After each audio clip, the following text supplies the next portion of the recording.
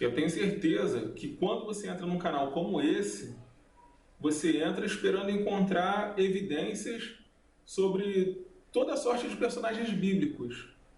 Mas eu tenho certeza também que o último personagem que vem na tua cabeça, um dos últimos personagens sobre os quais você espera de repente descobrir alguma coisa aqui nesse canal, é esse personagem sobre o qual eu vou estar tratando a seguir.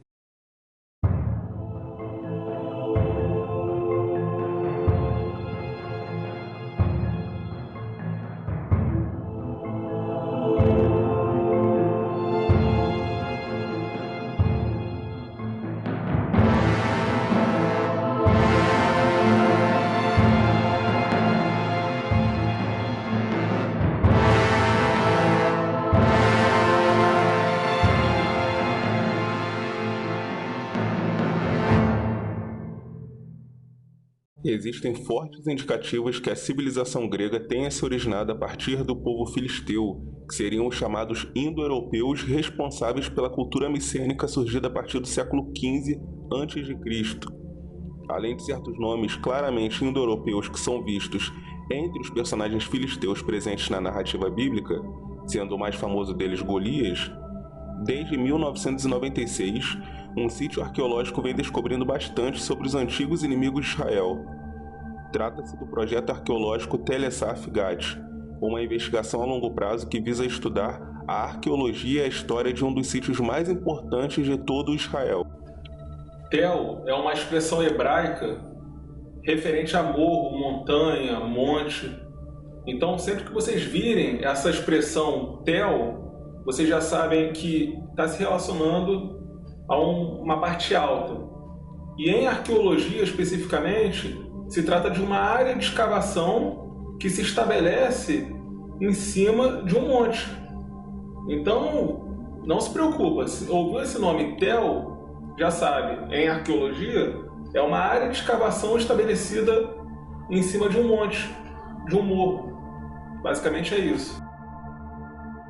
O Tel Safgat é um dos maiores tels em Israel e foi habitado quase continuamente desde o quinto milênio antes de Cristo até os dias de hoje. Os participantes dessas escavações são oriundos de Estados Unidos, Canadá, Austrália, Espanha, Itália, Alemanha, Suíça, Reino Unido, Holanda, Polônia e Israel.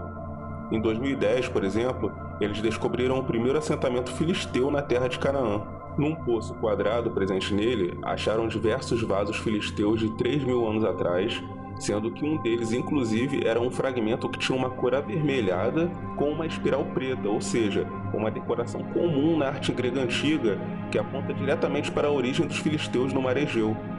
Outra feliz coincidência é a constatação de um consumo abundante de ervilhas presente na dieta filisteia, algo que também era característico dos cretenses. Por fim, descobriu-se também que cerca de 5 séculos após chegarem a Canaã, os filisteus começaram a adorar divindades com nomes de origem grega, como Astarote ou Dagon.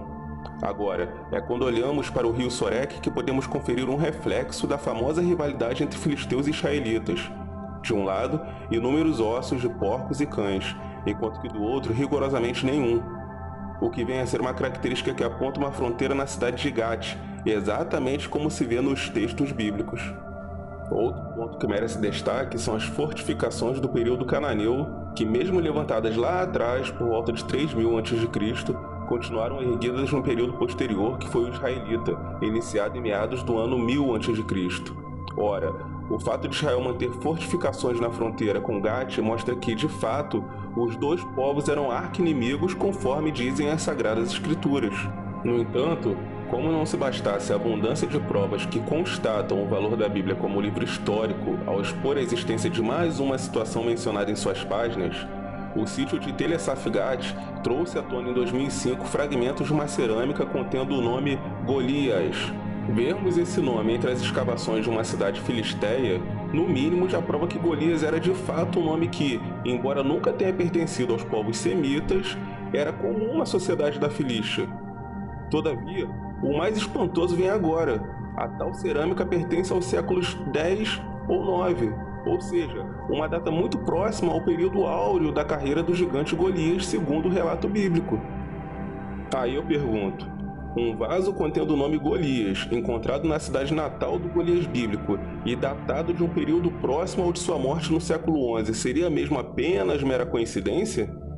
Se daqui a 300 anos encontrarem uma caneta nas ruas de Londres que seja datada como sendo do século XXI, porém apresentando uma estampa contendo o nome Churchill, será um absurdo muito grande que os historiadores do futuro suponham ser a tal estampa uma referência ou homenagem àquele que, mesmo no século XXI, ainda era um herói extremamente reverenciado entre a população inglesa, como de fato ocorre atualmente? Se apenas um século depois da existência do gigante ainda existiam inscrições contendo seu nome, isso somente confirma que ele era realmente considerado um herói por seu povo, um ídolo.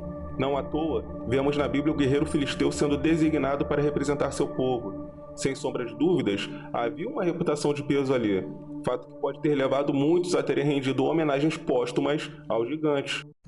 Pessoal, agora eu vou soltar para vocês um trechinho de um documentário do History Channel chamado Em Busca da Verdade. Na verdade, foi uma série de documentários exibidos no canal por volta de 2007, 2008, e esse episódio específico que eu vou estar passando um trechinho para vocês, ele foi todo focado na figura de Davi. Mas houve um momento em que o Josh Bernstein, que é o apresentador, ele tem um encontro com o professor Ehrenmeier para tratar exatamente dessa cerâmica contendo o nome Golias. Desde já eu peço desculpa a vocês pela imagem, a imagem não está muito legal, o som ainda está bacana. A imagem que não está muito boa porque foi uma gravação de videocassete. Na época eu peguei o vídeo da minha irmã, juntei com o meu e fiz uma gravação doida, depois eu transferi para DVD.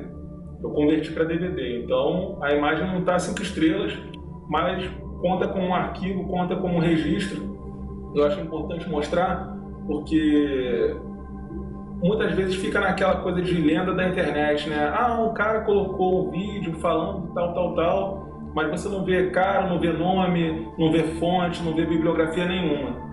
E eu já trabalho exatamente numa direção oposta. O máximo que eu puder trazer de fontes, eu trago. E como eu tenho esse documentário gravado, estou pegando um trechinho dele concernente a esse assunto para mostrar para vocês agora. Vamos nessa. Saí de Jerusalém rumo ao sul para a moderna cidade de Tel Saf, a fim de encontrar o arqueólogo Ehrenmeier. Talvez ele lance alguma luz sobre os filisteus e seu mais famoso gigante. Hi, Aaron. How you doing, Josh? Welcome to Gat. Thank you very much. Eren contou-me que como os povos tomavam posse das terras uns dos outros, os arqueólogos não poderiam confiar unicamente em objetos escavados para distinguir os territórios. Segundo Eren, os arqueólogos só podem usar as informações bíblicas, como descrições topográficas, para determinar onde ficava Gat, a cidade do gigante Golias. Absolutely. Why here? Eren afirmou que o lugar era perfeito em termos de recursos naturais e localização estratégica. So in a sense, we're combining the interpretations we have from the Bible of the geography with the archaeological record here. Yes. And the two together say, this was God. Absolutely. Can you show me? Sure, let's go in. All right. Okay, we're walking here. Fomos visitando o sítio e andando por ruínas que remontam à Idade do Ferro, incluindo a época de Davi, século X a.C. Right in this square here, we found something that can culturally relate to the hiding it from you. Okay. It's part of a bowl. Okay. Can I take a look at that? Absolutely. So this is some sort of writing. Yeah, okay, I can't read that. Can you read that? We have a good suggestion what it means. Our suggestion is it's two names. One is something of the sort of Alwat. Okay. And the second one is something like Walat. Alwat, Walat. What does that mean? Segundo meu amigo, Alwat Walat, quando transliterado, torna-se Goliath, ou Golias. The Goliath, Yeah. This would be a unique find. What about beyond pottery? Have bones been found here in God? Human bones? Yes. Of giant stature? No, they're actually human bones and the size, which is very typical of that period. Nothing outstanding. Then beyond pottery and beyond the bones here. Do we know where the battle itself took place? Based on the biblical text, if we go about 15 kilometers to the east, we can find the spot which fits in perfectly with the description of the battle. The Valley of Elah. Absolutely. Let's go there. Okay. Segundo a Bíblia, essa batalha aconteceu no Vale de Elá. Muitos sábios estudaram a descrição bíblica e a compararam com a topografia de Israel. O professor Eren conhecia a localização do vale, a cerca de 15 quilômetros de Gad. Subimos à colina para ver de cima. Okay. So explain what I'm looking at. Which is the hill in the background there. 2 hills over. Yes, exactly. Okay. Where they have the trees on the top.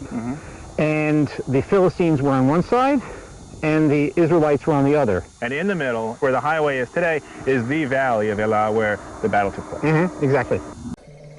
É importante lembrar que, do mesmo modo que no Velho Oeste a recompensa pela captura de um fora da lei tinha seu valor estipulado conforme a fama do criminoso, na Bíblia vemos Saul oferecendo suas riquezas e até mesmo uma de suas filhas a quem derrotasse Golias, além de afirmar que a fama do guerreiro filisteu vinha desde sua juventude.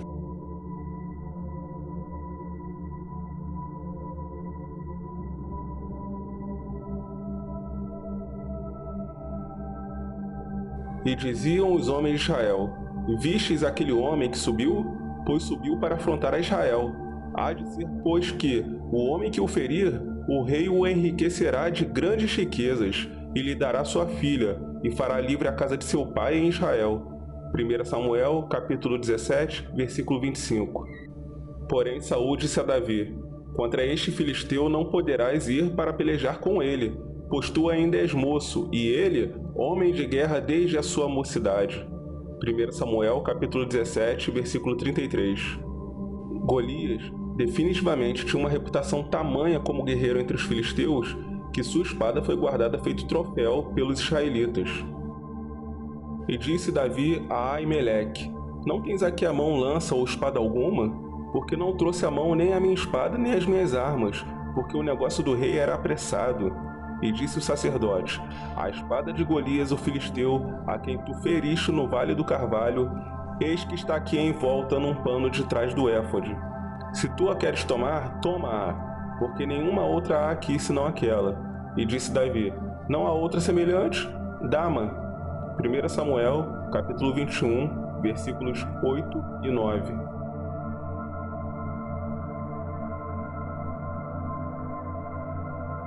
O Dr. Eren Mayer, diretor das escavações, confirmou ao The Jerusalem Post que os achados provam que o combate de Davi contra Golias não é lenda e que existiam representações artísticas dele feitas aproximadamente 50 anos após o fato bíblico. Se você gostou do vídeo, peço que, por favor, não deixe de dar sua curtida nele e compartilhá-lo com ao menos uma pessoa, pois os temas trazidos por este canal já são naturalmente boicotados pela grande mídia, de maneira que poucos tomem conhecimento de tais verdades. E para aqueles que quiserem saber sobre outras descobertas recentes referentes ao sítio de Telesaf Gad, na descrição deste vídeo estão os links dos outros programas já feitos a respeito. Lembrando apenas para aqueles que, como eu, apreciam assuntos ligados aos mistérios e profecias bíblicas, que através de um simples clique vocês podem se inscrever neste espaço, recebendo em primeira mão os programas que forem sendo lançados. Que Deus abençoe e até a próxima.